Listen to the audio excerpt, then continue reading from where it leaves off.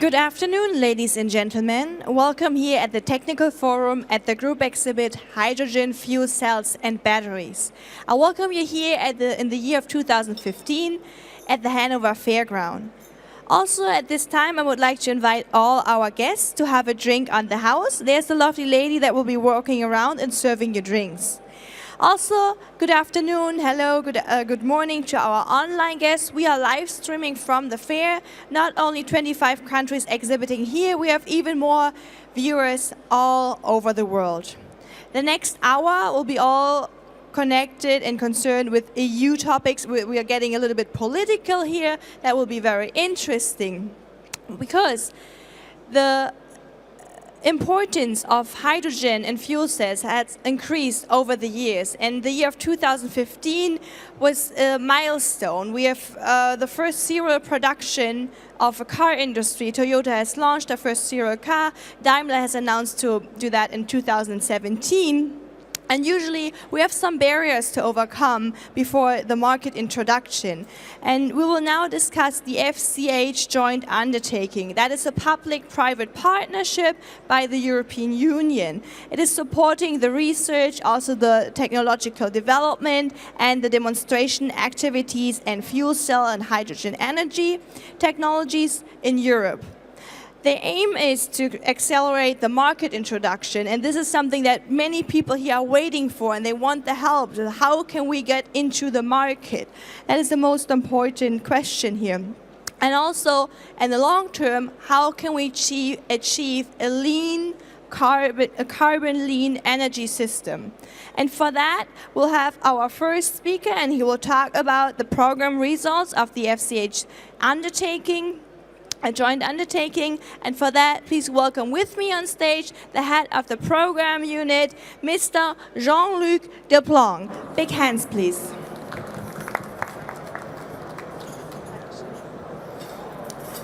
Thank you very much, and thank you very much for this very kind introduction. So, indeed, my name is Jean-Luc Delplancke. I'm the head of the program unit of the Fuel Cells and Hydrogen Joint Undertaking, and this Hydrogen Joint Undertaking has been set up by the European Commission in order to achieve different kinds of goals and targets for the future economy. You know probably the 2020 goals that were set up by the European Commission by 2020. So the reduction of the greenhouse gas emission by 20%, the increase in the energy efficiency by 20%, and 20% of renewable in the portfolio of energy by 2020. But these targets were even improved later on by 2030 during a recent European Council in October 2014, going to 27% of renewable energy, to 27% improvement of energy efficiency, and 40% reduction in greenhouse gas emissions. So what we are a funding agency. We are launching call for proposal every year, and then we receive some research and demonstration proposals, and we try to fund them. So what you have here is a timeline with the different projects that were funded. We are belonging to two different research programs managed by the European Commission. Initially it was the 7 framework program, now it's the Horizon 2020. I will talk about all the results of the 155 projects that were funded under the FP7 program, because we just started the new approach under Horizon 2020. So I do not ask you to read everything on this slide. Of course, that's more or less impossible, but that's the only way to present the 155 projects. You can see that we have different call for proposal, one each year, and only the red ones that are on this map are already finished. All the others are still running, and they will be running until 2017, 2018. So we have 155 projects, and we were able to have about 1,300 participants in the projects, corresponding more or less to 545 different kinds of beneficiaries around Europe. We have a big portfolio of industries, 35%. In extra to that, we have 28% of SMEs participating in our projects, And we have also research organization, higher education, all distributed around Europe, as you can see on this map. We distribute, of course, some money. So you see here a map with the distribution of the funding to the different European countries. What is important is that on the 28 member states, we are funding at least 22 of them. What is missing is participants from Ireland, Latvia, Slovakia, Malta, Cyprus, and Luxembourg. So if you are coming from these countries, please feel free to come to me. We will welcome to introduce the FCH JU to you and to see how you can participate in our program. Besides European countries, we have also some participants coming from Canada, Russia, United States, and so on. I will discuss mainly the results in the different pillars that we are addressing. We have three main pillars. The first one is transport, the second one is energy, and then we have what we call cross-cutting activities. The cross-cutting activities are regulation, code, standards, pre-normative research, education, public awareness projects. In the field of transport pillar, we distribute more or less the contribution and the projects. Here I'm only presenting the results on demonstration projects, not on research projects, between cars, buses, auxiliary power units, and materials handling vehicles, like forklifts, for example.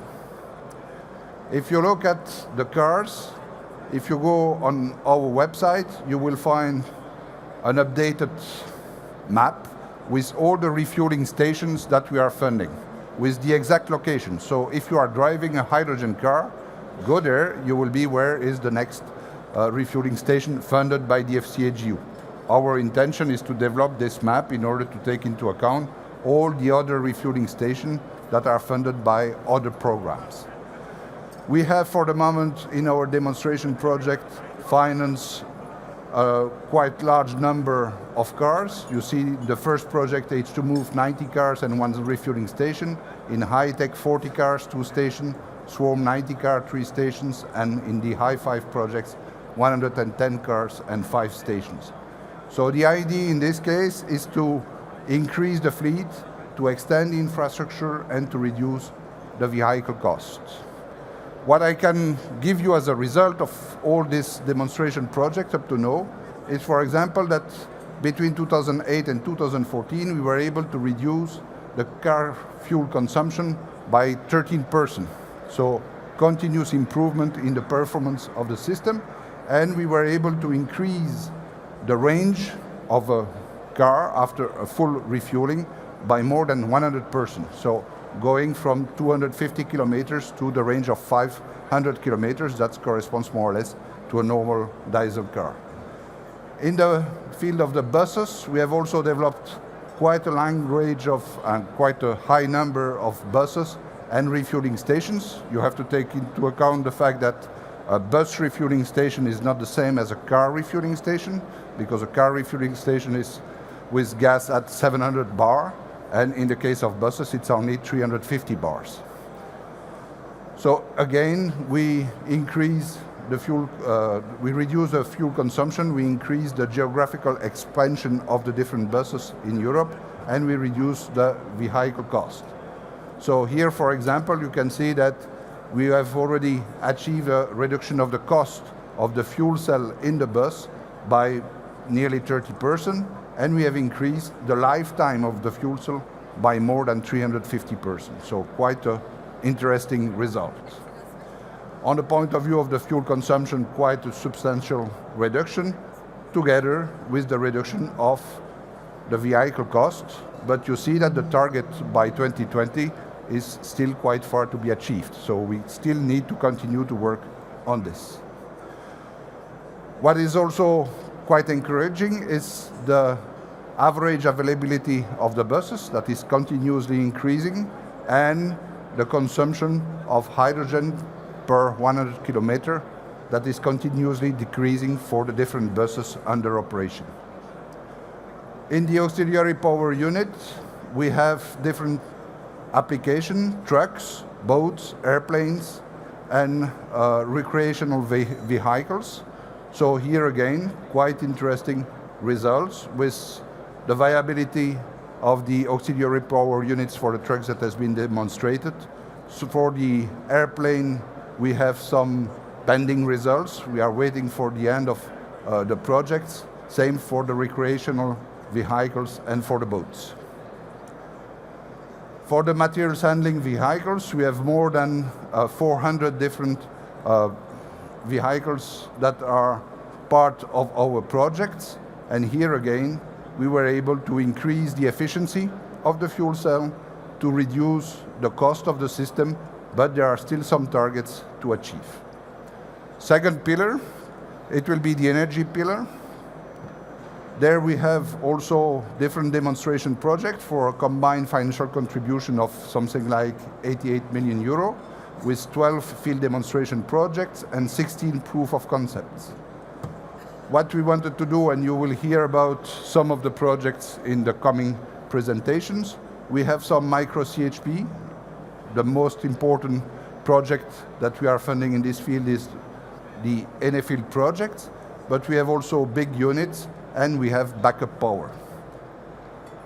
For all these projects, we were able to achieve some performance, and in some cases, as you can see, the long-term target by 2020 is already achieved by some of the projects. So we are in advance of our planning in the field of PEM technology, but also in the field of solid oxide fuel cell technology. So we are better now than what we foreseen in 2008.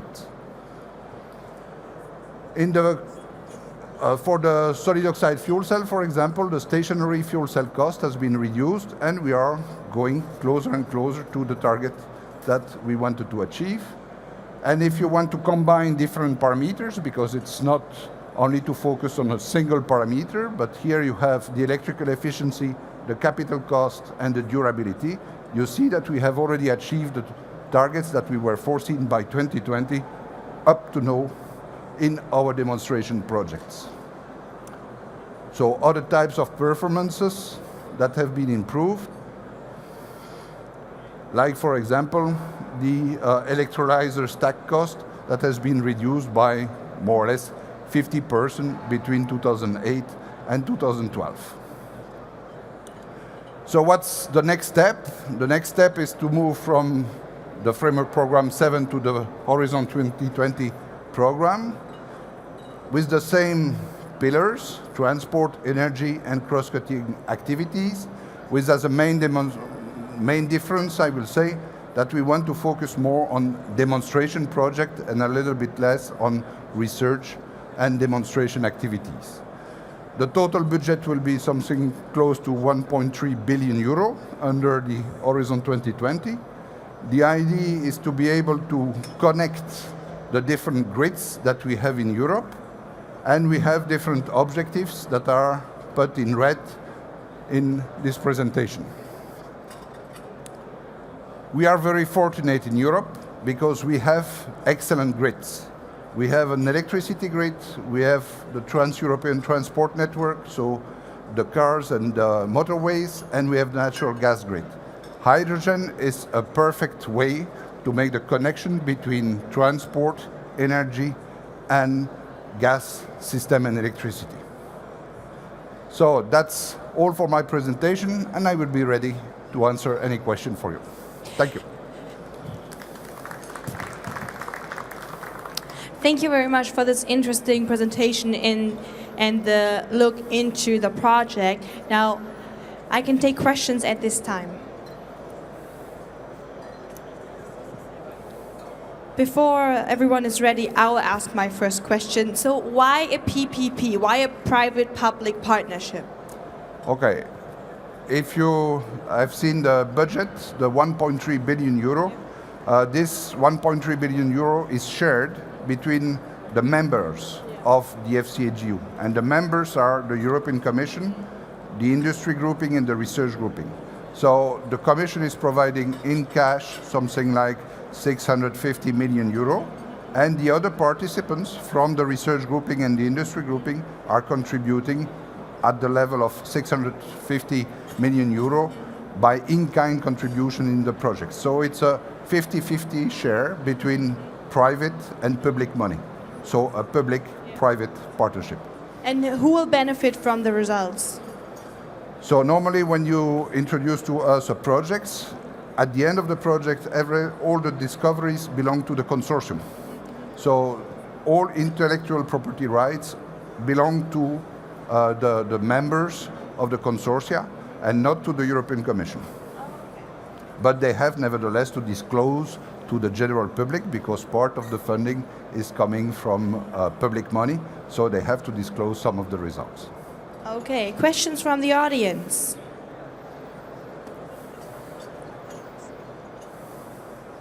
Too clear.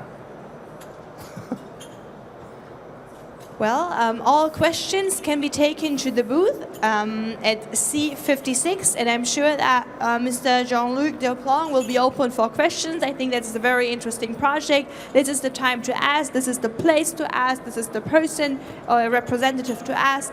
Thank you very much for your interesting presentation and for your time. Thank you to you.